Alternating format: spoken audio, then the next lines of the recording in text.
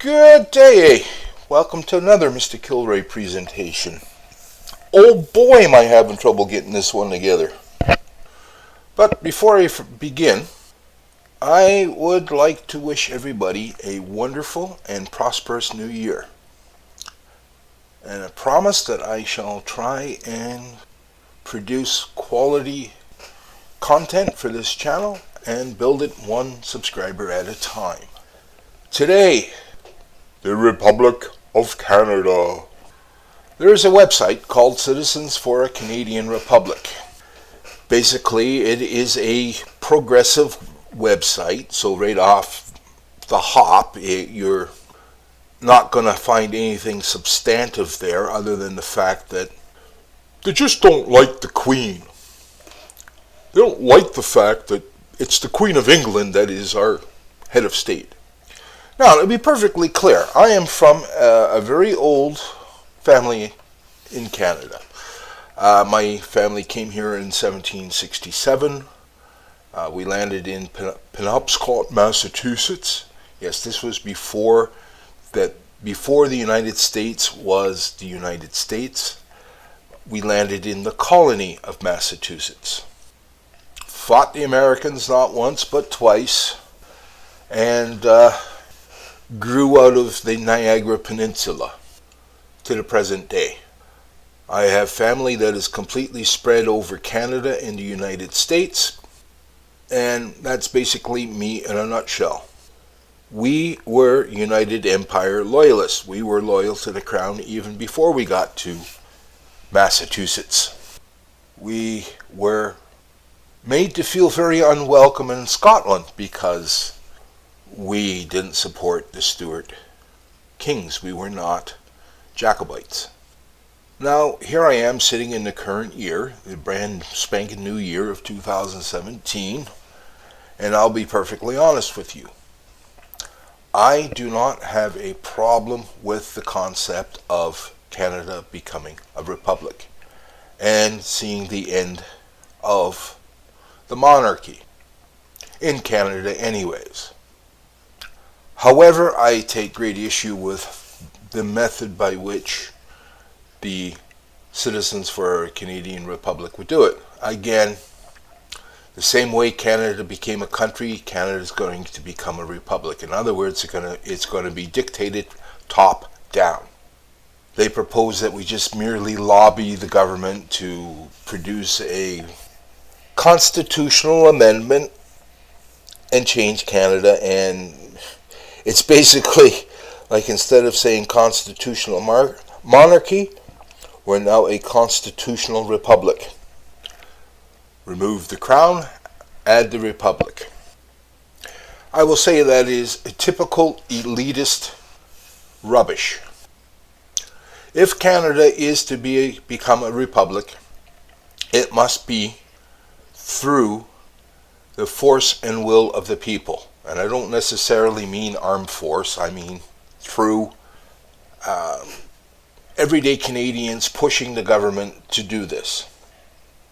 But it is not merely enough to just do a constitutional amendment. No, indeed, we would need a whole brand new spanking constitution.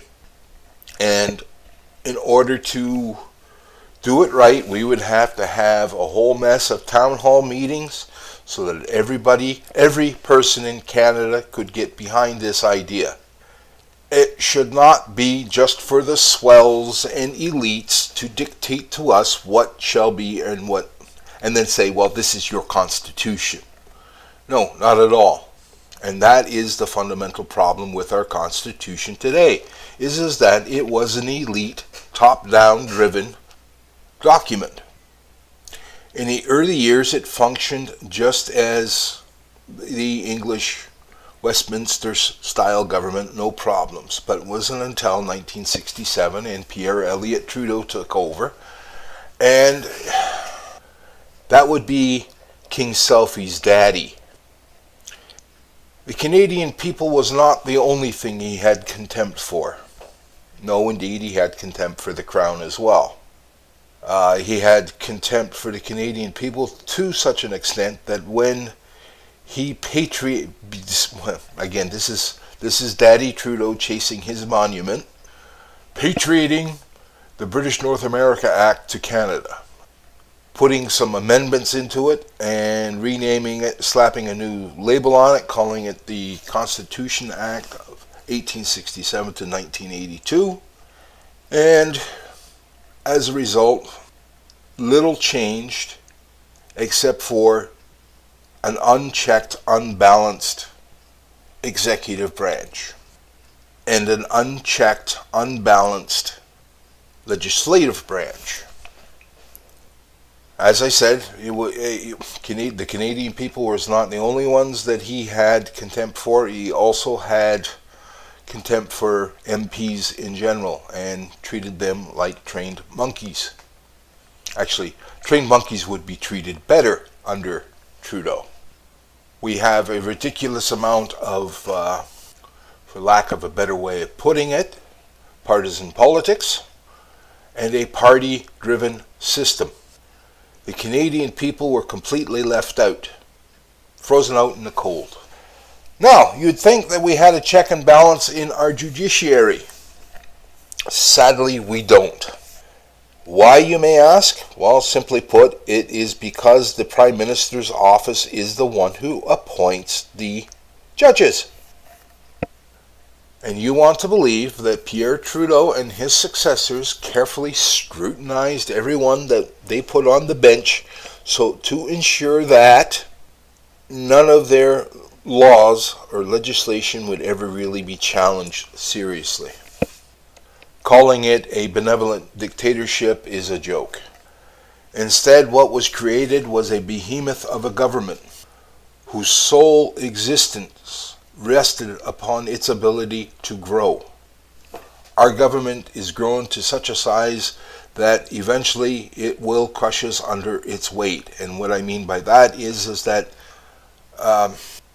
one day the people in China will have more rights and freedoms than we will, because regulation in Canada will slowly erode these rights away to nothing.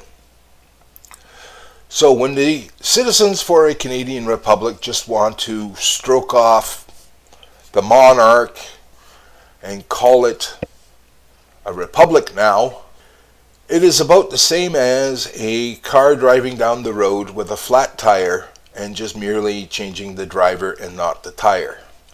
The flat tire being the analogy of our Constitution as it stands. Now this is where the Crown loyalist in me sets into play here. First of all, if all you're going to do is change a name, then you're putting a great deal of effort for no net benefit. Our government does not operate in the manner in which it was intended. We have successive governments and political parties vying for that sought-after title of Government of Canada, that they literally will promise you anything and bribe you with your own money. So my point in it is why the hell would we bother? Why would we go to all that effort when nothing is really going to change other than who sits in what office and how they got there? Well, I may not entirely agree with everybody. From what I've read and have been told, our Constitution is actually not all that bad. The problem is that we just need to add some checks and balances and fundamentally rewrite some of the articles contained therein. Professor John Robson, a professor of history, has done an excellent video, and I shall put the link below in for that, and also the pertinent links to his website and how to change the Constitution. And he has a draft Constitution, which I too will give you the link to look over and peruse at your leisure. I, for one, can get behind his Constitution. I think it's workable. Again, though, I believe that certain things need to be strengthened, and his draft needs the tiniest bit of tweaking to, in what in my view would be a more perfect constitution. You're not ever going to get a perfect constitution, nor are you ever going to get perfect anything in this life. But you can strive and try hard, which will lead me to my next video, and that will be going through it and what I think these changes mean. I will seek any organization that is engaged in changing this, or if it does not exist, I will create it myself, and I shall set myself to the task of working towards repairing our Constitution, restoring our ancient and traditional rights. Now, Professor Robson's video goes deeply into the historic roots of our Constitution and, believe it or not, our ancient traditions. I know Canada's only been around for 150 years, but if you want to make an analogy, you could look at Canada as being the offspring of the British Crown. As a nation, it's like being part of a family. We have a very long and ancient tradition, and we have a tradition that is unique in the world. To priggishly toss that aside and just say, well, we want to be a republic. Yeah, we don't like no kings and queens, and Canada should be its own boss and so on. So we are our own boss. We are masters in our own house. It is the Canadian Constitution, not the British Constitution. And the biggest problem, as I stated, is that it has been a top-down driven document.